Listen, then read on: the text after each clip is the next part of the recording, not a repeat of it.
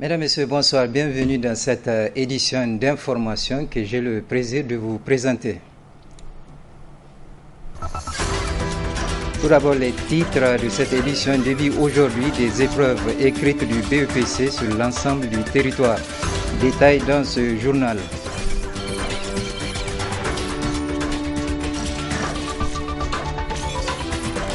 Nous ferons ensuite le point sur la CENI qui a ouvert aujourd'hui sa première session plénière.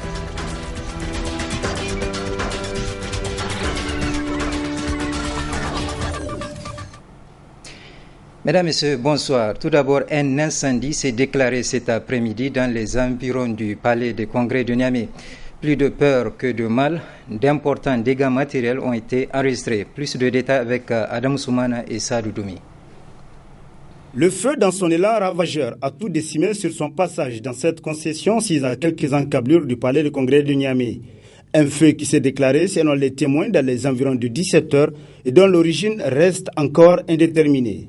Ayo sibay matakulu ka denyo tun ayo kani ayo fulanzam ayo ga tiraguna kulu madam zuru ka farta kan kwenda hotelson ngano zuru ka farta tere ane denyo tun fora iri tunu ina harisa yaga agoga lala de et puis courant mo sai fora courant sa a hasaro kana te agaba zama iri bafuna jina akulugara akunno go irfuwe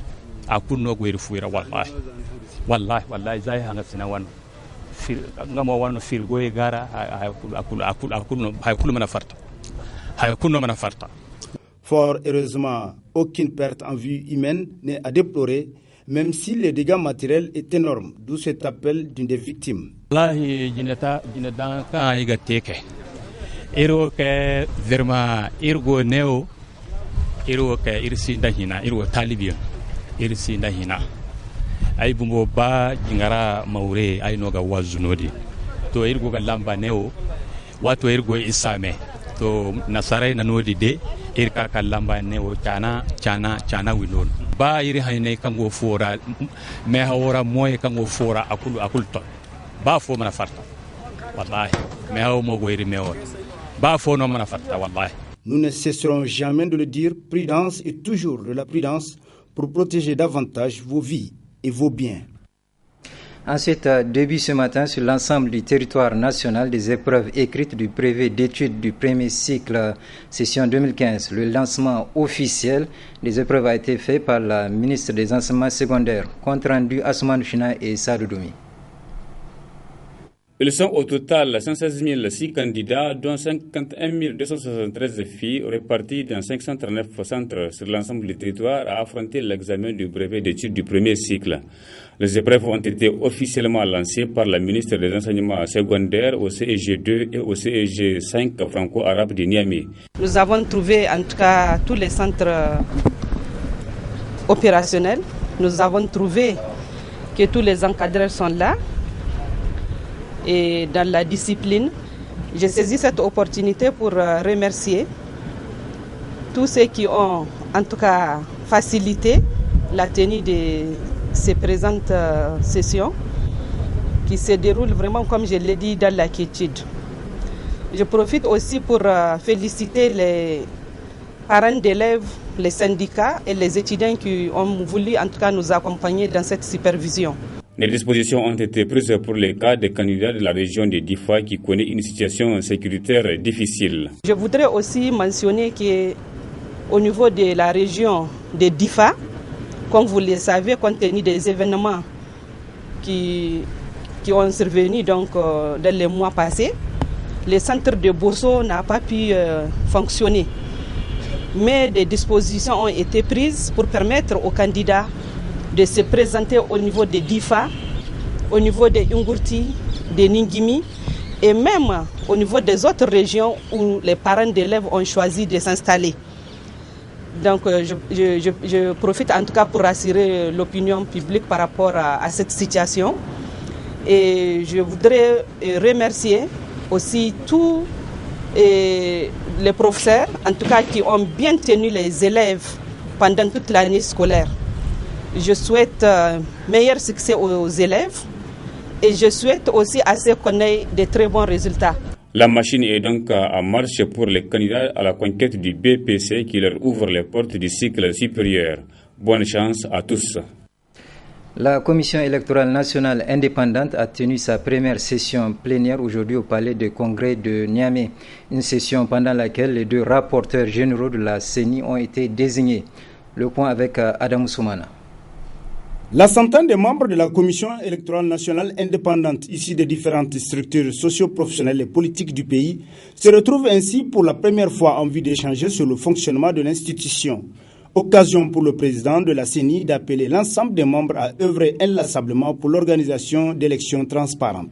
Conscient des lourdes responsabilités qui sont les nôtres, je voudrais en votre nom à tous affirmer ici que nous ne ménagerons aucun effort pour mener à bien cette noble et exaltante mission qui vient de nous être confiée.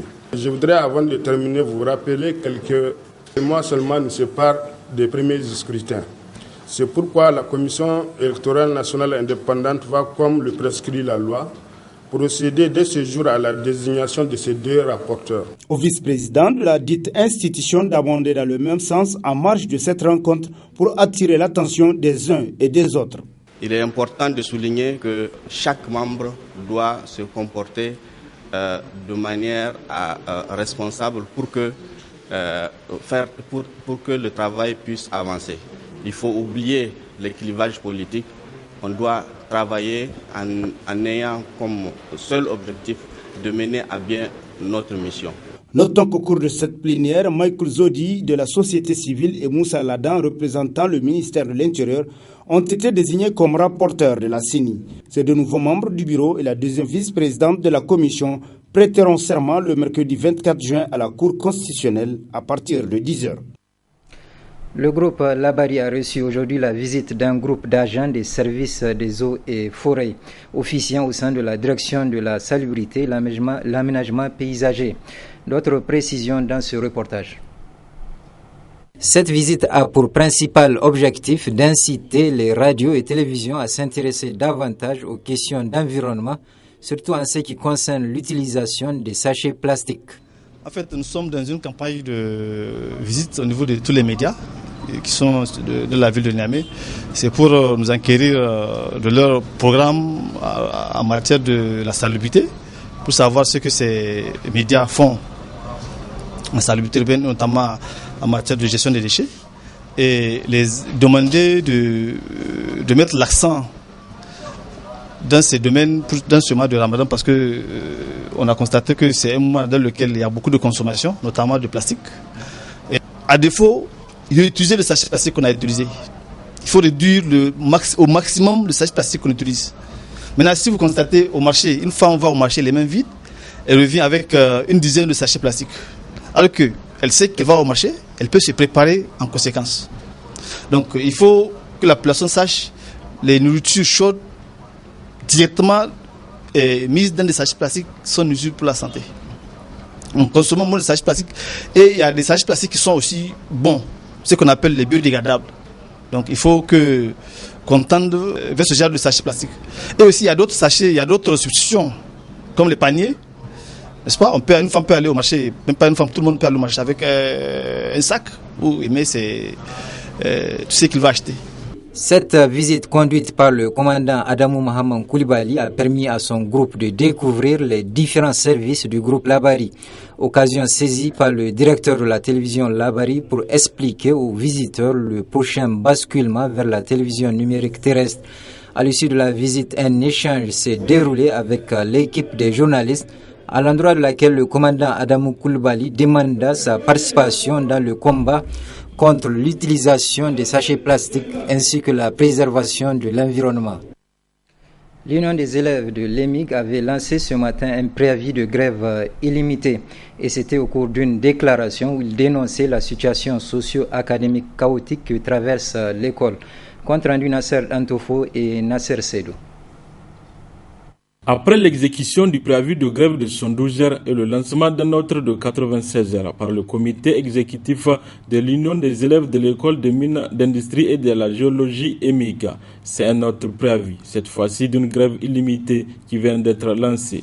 Pour cause, plusieurs préoccupations qui entravent le bon déroulement des activités socio-académiques ont été soulevées par les étudiants qui pourtant émaillés par de nombreuses promesses des autorités de la 7e République.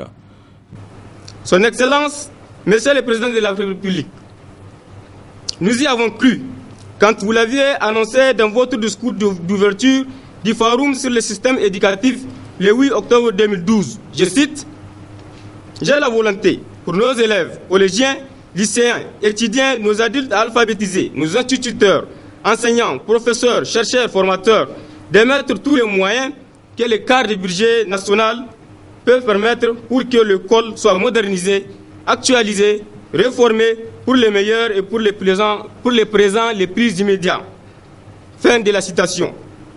Mais il n'en demeure pas moins que nous soyons dans des déceptions face au silence du gouvernement quant à la résolution de certains problèmes de l'EMIG. Monsieur le Président, vous êtes au dernier virage de votre mandat et les plus grands problèmes de l'EMIG avant votre arrivée demeurent les plus grands problèmes de l'EMIG aujourd'hui.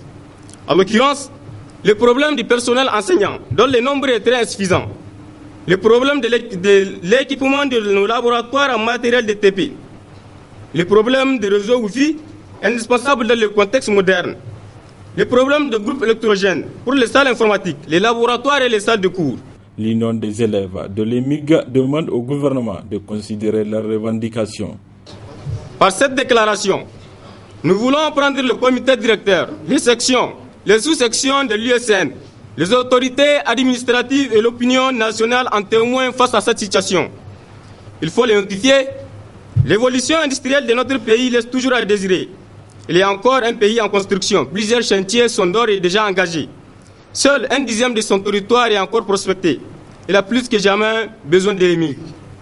L'UEE demande au gouvernement une sortie urgente des crises afin que les rentrées puissent être effectuées comme prévu et dans de bonnes conditions.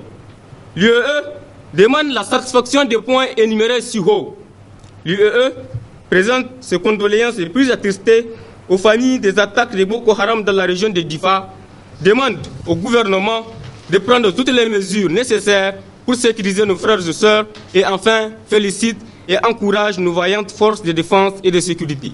Si un consensus n'est pas trouvé, l'exécution de cette grève illimitée pourra toucher les reprises des mois de septembre et d'octobre prochains. La deuxième session ordinaire du Conseil de l'arrondissement communal Niamey 1 a débuté ses assises ce matin. Session au cours de laquelle 2 points seront examinés par les conseillers compte rendus Mahmoud Saleh et Soumaïla Abdoulaye. 2 points sont inscrits à l'ordre du jour de cette deuxième session ordinaire du Conseil de l'arrondissement communal Niamey 1 au titre de l'année 2015. Examen de l'exécution du budget exercice 2015 au 31 mai et une communication. 2 sujets qui vont être discutés et examinés pendant 4 jours que va durer cette session. La dotation globale de fonctionnement 2015 de notre arrondissement communal est de 288 96 880 francs CFA. À la date du 31 mai 2015, la dotation perçue est de 40 534 375 francs CFA, soit un taux d'allocation de 14,07%. Au même moment, la situation de recouvrement est de 116 200 339 francs CFA, sur une prévision de 688 744 815 francs CFA, soit un taux d'exécution de 16,9%. La faiblesse du montant reçu au titre de la dotation globale freine considérablement les activités de l'arrondissement communal au quotidien.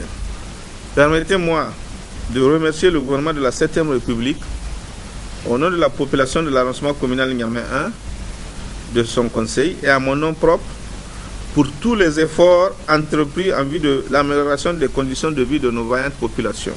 À noter que les producteurs des 11 villages agricoles que compte l'arrondissement communal Niamey 1 ont bénéficié de 21 tonnes de semences de mil, 1 tonne de sorgho Moto Maradi et 5,5 tonnes de niébé gratuitement mis à leur disposition par les autorités de la 7e République. Ensuite, le conseil communal Niamey 2 a également ouvert ce matin les travaux de sa deuxième session ordinaire. Session pour le compte de l'année 2015 et diverses questions seront abordées durant ces assises. Compte rendu Nafisa Adamou et Ibrahim Abdou. Pendant 4 jours que durera cette deuxième session ordinaire du conseil d'arrondissement au titre de l'année 2015, les conseillers communaux vont examiner l'exécution du budget 2015 et la communication du maire du 2e arrondissement de la ville de Niamey. Vous savez, chaque 3 mois, on est tenu à faire notre conseil.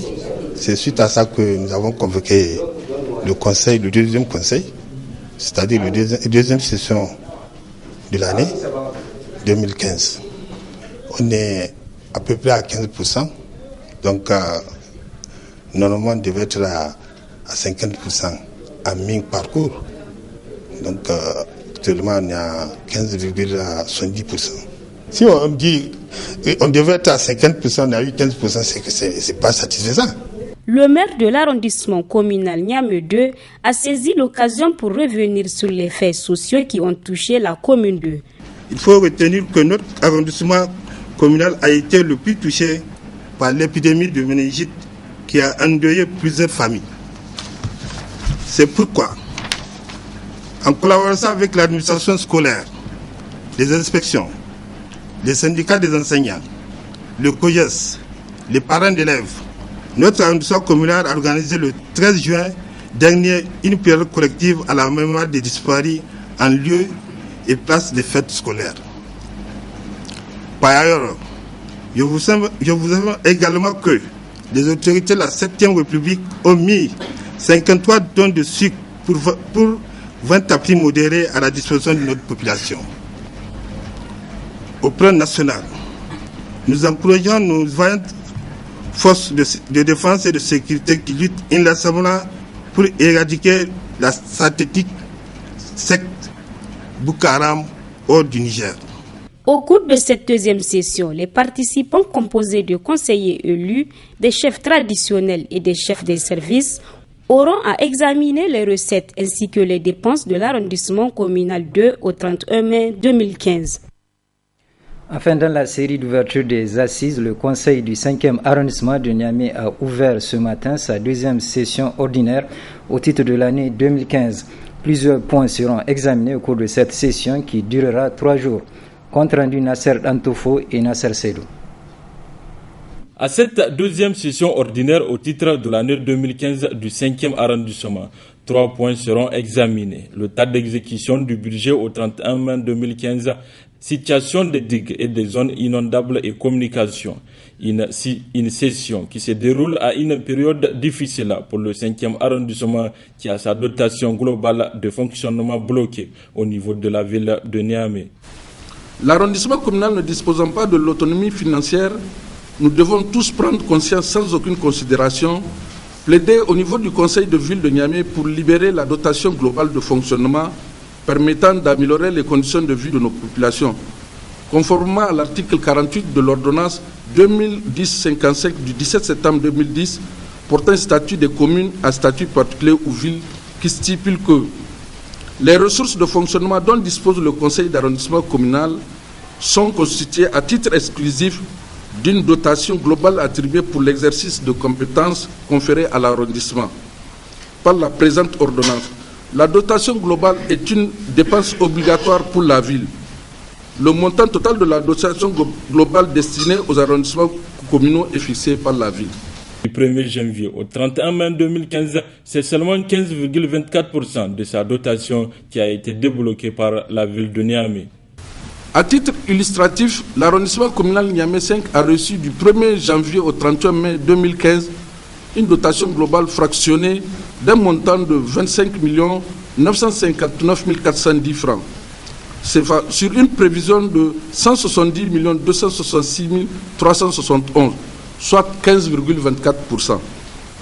En termes de recettes recouvrées pour le compte de la ville, à la même période, l'arrondissement communal a recouvré et versé à la ville de Niamey pour toutes taxes confondues un montant de 41 292 150. Le maire du 5e arrondissement, qui a comme seul souci d'améliorer les conditions de vie de son entité, a demandé aux conseillers de redoubler d'efforts et de courage afin d'attirer l'attention du conseil de ville de Niamey de l'aspect obligatoire de cette dépense, comme le stipule l'ordonnance numéro 2010/55 du 17 septembre 2010. Ce journal est à présent terminé. Merci de l'avoir suivi et je vous souhaite de passer une excellente soirée.